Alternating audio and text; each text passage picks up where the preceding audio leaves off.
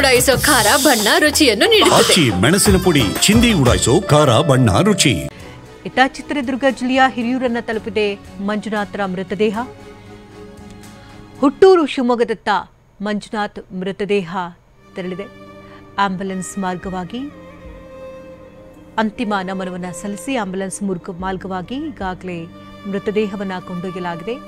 ಸುಮಾರು 9 ಗಂಟೆಯ ಸರಿಸುಮಾರಿಗೆ ಶಿವಮೊಗ್ಗ ತಲುಪುವಂತಹ ಸಾಧ್ಯತೆ ಇದ್ದು, ಗಣ್ಯರು, ಆಪ್ತೇಷ್ಟರು, ಸಂಬಂಧಿಕರು ಅಂತಿಮ ನಮನವನ್ನು ಪಡ್ಕೊಳ್ಳೋಕ್ಕೆ ಕಾಯ್ತಾ ಇದ್ದಾರೆ. ಅಂತಿಮ ದರ್ಶನಕ್ಕೆ ಶಿವಮೊಗ್ಗದಲ್ಲೂ ಎಲ್ಲ ರೀತಿ ವ್ಯವಸ್ಥೆಯನ್ನು ಮಾಡಿಕೊಂಡಿದ್ದಾರೆ. ಅವರ ಪತ್ನಿ ಪಲ್ಲವಿ, ಪುತ್ರ ಹಾಗೆ ಪತ್ನಿಯ ಸಹೋದರ ಹಾಗೆ ಮತ್ತೋರ್ವ ಸಂಬಂಧಿಕರು ಜೊತೆಯಲ್ಲೇ ತೆರಳುತ್ತಾ ಇದ್ದಾರೆ.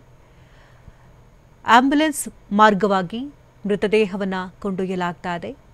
ಪೊಲೀಸರು ಎಸ್ಕಾರ್ಟ್ ಕೂಡ ಅಲ್ಲಿ ನಿಯೋಜನೆ ಮಾಡಲಾಗಿದೆ. ಪೊಲೀಸರ ಭದ್ರತೆಯಲ್ಲಿ ಮೃತದೇಹವನ್ನು ಕೊಂಡೊಯ್ಯಲಾಗ್ತಾ ಇದೆ. ಮಾರ್ಗ ಮಧ್ಯದಲ್ಲಿ ಯಾವುದೇ ರೀತಿ ಸಮಸ್ಯೆಗಳಾಗದೇ ಇರಲಿ, ಟ್ರಾಫಿಕ್ ಸಮಸ್ಯೆಗಳು ಯಾವುದೇ ಆಗದೇ ಇರಲಿ ಅನ್ನುವಂಥ ನಿಟ್ಟಿನಲ್ಲಿ ಹೆಚ್ಚಿನ ಪೊಲೀಸರ ಭದ್ರತೆಯೊಟ್ಟಿಗೆ ಮೃತದೇಹವನ್ನು ಕೊಂಡೊಯ್ಯಲಾಗ್ತಾ ಇದೆ. ಚಿತ್ರದುರ್ಗ ಜಿಲ್ಲೆಯ ಹಿರಿಯೂರನ್ನು ತಲುಪಿದೆ ಮೃತದೇಹ. ಅಲ್ಲಿಂದ ನೇರವಾಗಿ ಶಿವಮೊಗ್ಗಕ್ಕೆ ಕೊಂಡೊಯ್ಯಲಾಗ್ತಾ ಇದೆ. ಬೆಳಗ್ಗೆ 9 ಗಂಟೆ ಸರಿಸುಮಾರಿಗೆ ಶಿವಮೊಗ್ಗ ತಲುಪುವಂಥ ಸಾಧ್ಯತೆ ಇದು. ವಿಧಿವಿಧಾನಗಳೊಂದಿಗೆ ಅಂತ್ಯ ಸಂಸ್ಕಾರವನ್ನು ನೆರವೇರಿಸೋದಕ್ಕೆ ಎಲ್ಲ ತಯಾರಿಗಳನ್ನು ಮಾಡಿಕೊಂಡಿದ್ದಾರೆ. ಇನ್ನು ಮೃತ ಮಂಜುನಾಥ್ ಪುತ್ರನ ಬಗ್ಗೆ ಸಾಕಷ್ಟು ಆಸೆಯನ್ನ ಇಟ್ಕೊಂಡಿದ್ರು. ಮೃತ ಮಂಜುನಾಥ್ ಮನೆ ಮುಂದೆ ನೀರವ ಮೌನ ಆವರಿಸಿದೆ. ಶಿವಮೊಗ್ಗದಲ್ಲಿ ಮೃತ ಮಂಜುನಾಥ್ ನಿವಾಸವಿದ್ದು, ಮಂಜುನಾಥ್ ಮನೆಗೆ ಸಂಬಂಧಿಕರೆಲ್ಲರೂ ಕೂಡ ಬಂದು ಸೇರ್ತಾ ಇದ್ದಾರೆ. ಮೊದಲು ಮನೆಯಲ್ಲಿ ಮೃತದೇಹಕ್ಕೆ ಪೂಜೆಯನ್ನ ಮಾಡಲಾಗುತ್ತೆ. ನಂತರದಲ್ಲಿ ಮನೆಯ ಮುಂಭಾಗಕ್ಕೆ ಸಾರ್ವಜನಿಕರ ಅಂತಿಮ ದರ್ಶನಕ್ಕೆ ವ್ಯವಸ್ಥೆಯನ್ನ ಮಾಡ್ತಾ ಇದ್ದಾರೆ. ಇದೇ ಮೃತ ಮಂಜುನಾಥ್ರ ಮನೆ.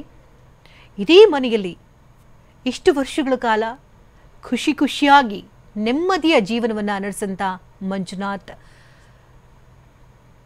ಇನ್ನು ಅಲ್ಲಿಂದ ಪ್ರತ್ಯಕ್ಷ ವರದಿಯನ್ನು ಕೊಟ್ಟಿದ್ದಾರೆ ನಮ್ಮ ಶಿವಮೊಗ್ಗದ ಪ್ರತಿನಿಧಿ ಬಸವರಾಜ್. ನೋಡೋಣ. ಮೊನ್ನೆ ಭಯೋತ್ಪಾದಕರ ದಾಳಿಗೆ ಬಲಿಯಾದ ಶಿವಮೊಗ್ಗದ ಮಂಜುನಾಥ್ ಅವರ ಪಾರ್ಥಿವ ಶರೀರ ಇನ್ನು ಕೆಲವೇ ಗಂಟೆಗಳಲ್ಲಿ ಶಿವಮೊಗ್ಗ ಬರಲಿದೆ.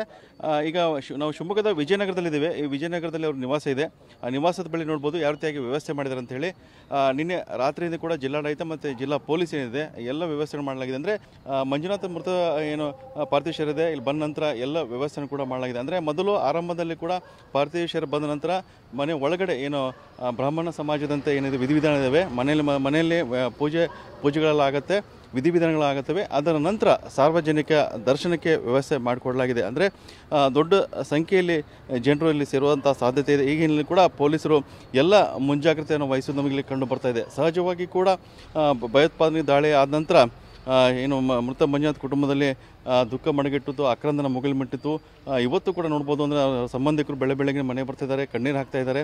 ಸಹಜವಾಗಿ ಕೂಡ ಅಂದರೆ ಏನು ಕಾಶ್ಮೀರದ ಪ್ರವಾಸಕ್ಕೆ ಪತ್ನಿ ಮತ್ತು ಮಗನ ಜೊತೆ ತೆರಳಿದಂಥ ಮಂಜುನಾಥ್ ಅವರು ವಾಪಸ್ಸು ಜೀವಂತ ಬರಲಿಲ್ಲ. ಹಾಗಾಗಿ ಎಲ್ಲರೂ ಕೂಡ ಒಂದು ರೀತಿಯಿಂದ ಬೇಸರ ಇದೆ. ಮಂಜುನಾಥ್ ಅವರು ಪ್ರವಾಸಕ್ಕೆ ಹೋಗಿದ್ರು, ವಾಪಸ್ ಜೀವಂತ ಬರಲಿಲ್ಲ ಅಂತ ಹೇಳಿ. ಹಾಗಾಗಿ ಇವತ್ತು ಏನು ಅಂತಿಮ ದರ್ಶನಕ್ಕೆ ಎಲ್ಲ ವ್ಯವಸ್ಥೆನೂ ಕೂಡ ಜಿಲ್ಲಾಡಳಿತ ಮಾಡಿಕೊಳ್ಳಲಾಗಿದೆ. ಅವರಿರುವಂಥ ಸಂಬಂಧಿಕರು ಕೂಡ ಜೊತೆಗಿದ್ದಾರೆ, ಎಲ್ಲರೂ ಇದ್ದಾರೆ. ಸರ್ ಎಷ್ಟು ಗಂಟೆಗೆ ಬರುವಂಥ ಸಾಧ್ಯತೆ ಏನೆಲ್ಲ? We are expecting at around 9 o'clock, sir. We are getting the updates. Most probably 9 ಗಂಟೆ ಹೊತ್ತಿಗೆ 9-9:30 ಬರ್ಬೋದು ಅಂತ ನಿರೀಕ್ಷೆ ಇದೆ. ಅಂದರೆ 9 ಗಂಟೆಗೆ ಬಂದ ನಂತರ ಏನೆಲ್ಲ ಪ್ರಕ್ರಿಯೆಗಳಾಗ್ತವೆ? 9 ಗಂಟೆಗೆ ಬಂದ ನಂತರದಲ್ಲಿ ನಮ್ಮ ಧಾರ್ಮಿಕ ವಿಧಿವಿಧಾನಗಳನ್ನು ನಮ್ಮ ಕುಟುಂಬಸ್ಥರ ಎಲ್ಲ ಸೇರಿಕೊಂಡು ಪುರೋಹಿತರ ಮಾರ್ಗದರ್ಶನದಲ್ಲಿ ನಾವು ನಡೆಸ್ತೀವಿ ಸರ್. ಅದು ಮುಗಿದ ನಂತರ ಸುಮಾರು 1 ಗಂಟೆ ಕಾರ್ಯ ಇರುತ್ತೆ ಮನೆ ಒಳಗಡೆ. ಅದಾದ ನಂತರದಲ್ಲಿ ನಾವು ಇಲ್ಲಿ ಸಾರ್ವಜನಿಕ ದರ್ಶನಕ್ಕೆ ವ್ಯವಸ್ಥೆಯನ್ನು ಮಾಡಿಕೊಟ್ಟಿದ್ದಾರೆ. ಅದು ನಡೆಯುತ್ತೆ. ಮಂಜುನಾಥ್ ಪಾರ್ಥಿವ ಶರೀರ ಶಿವಮೊಗ್ಗ ನಗರಕ್ಕೆ ಬರುತ್ತೆ. ಫಸ್ಟ್ ಬಂದ ತಕ್ಷಣ ಮನೆ ಒಳಗಡೆ ಪೂಜೆ ಪುನಸ್ಕಾರ ವಿಧಿವಿಧಾನ ಆಗುತ್ತೆ. ಅದರ ನಂತರ ಪಾರ್ಥಿವ ಶರೀರದ ದರ್ಶನ ಸಾರ್ವಜನಿಕವಾಗಿರ್ತದೆ. ಹೇಗಿದೆ ಅಂತ ಪ್ಲ್ಯಾನ್ಗಳು? ಅದೇ ರೀತಿ ಅವ್ರು ಬಂದ ನಂತರ ಸುಮಾರು 9:30 ಅಥವಾ 10 ಗಂಟೆ ಅವ್ರು ಬರೋ ಟೈಮನ್ನು ಅವಲಂಬಿಸಿರುತ್ತೆ. ಅದು ಸುಮಾರು 1 ಗಂಟೆ ಕಾಲ ನಮ್ಮ ಧಾರ್ಮಿಕ ವಿಧಿವಿಧಾನಗಳ ಬಗ್ಗೆ ಅದಕ್ಕೆ ಸಂಬಂಧಪಟ್ಟವರು ಅದನ್ನು ನಿರ್ವಹಣೆ ಮಾಡ್ತಾರೆ. ಮನೆ ಒಳಗಡೆ ಕುಟುಂಬಸ್ಥರು ಎಲ್ಲ ಅಂತಿಮ ನಮನವನ್ನು ಸಲ್ಲಿಸಬೇಕಾಗತ್ತೆ. 2 ದಿನದಿಂದ ಎಲ್ಲರೂ ಕೂಡ ಭಾಳ ಕಾಯ್ತಾ ಇದ್ದಾರೆ, ಭಾಳ ವೇದನೆಯಿಂದ ಕಾತರದಿಂದ ಕಾಯ್ತಾ ಇದ್ದಾರೆ. ಅವರು ಅದನ್ನು ಮಾಡ್ಕೊಳ್ತಾರೆ. ಮಾಡಿದ ನಂತರದಲ್ಲಿ ಸರ್ ಅದು ಮಂಜುನಾಥ್ ಅವರಿಗೆ ಕೇವಲ ಕುಟುಂಬದ ಇದಲ್ಲ, ಹಾಗಾಗಿ ಇಡೀ ಸಮಾಜ ಎಲ್ಲ ನಾಡಿಗೆ ಸೇರಿದವರಾಗಿರೋದ್ರಿಂದ ಸಾರ್ವಜನಿಕರಿಗೂ ಕೂಡ ಅವರಿಗೆ ದರ್ಶನ ಮಾಡಬೇಕು ಅಂತ ನಮ್ಮ ವ್ಯವಸ್ಥೆ ಮಾಡಿದ್ದಾರೆ. ಹಾಗಾಗಿ ಅದರ ಪ್ರಕಾರ ನಾವು ಸಾರ್ವಜನಿಕರಿಗೂ ಅವಕಾಶ ಇರುತ್ತೆ. ಅಂದರೆ ಸಂಬಂಧಿಕರು ಯಾರು ಬರಬೇಕು ಬರ್ತಾ ಇದ್ದಾರೆ ಮತ್ತು ಮೃತ ಪಾರ್ಥಿವ ಶರೀರ ಯಾರ್ಯಾರಿದ್ದಾರೆ ಅಂತ?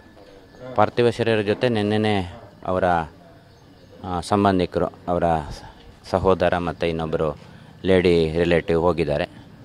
ಅವರು ನಮ್ಮ ಜಿಲ್ಲಾಡಳಿತ ಇದಕ್ಕೆಲ್ಲ ವ್ಯವಸ್ಥೆ ಸಕಲ ವ್ಯವಸ್ಥೆಗಳನ್ನು ಮಾಡಿದೆ. ಕ್ಯಾಮ್ರಾಮನ್ ರವಿಕುಮಾರ್ ಜೊತೆ ಬಸವರಾಜ್ ಗಣ್ವಿ, TV9 ಶಿವಮೊಗ್ಗ.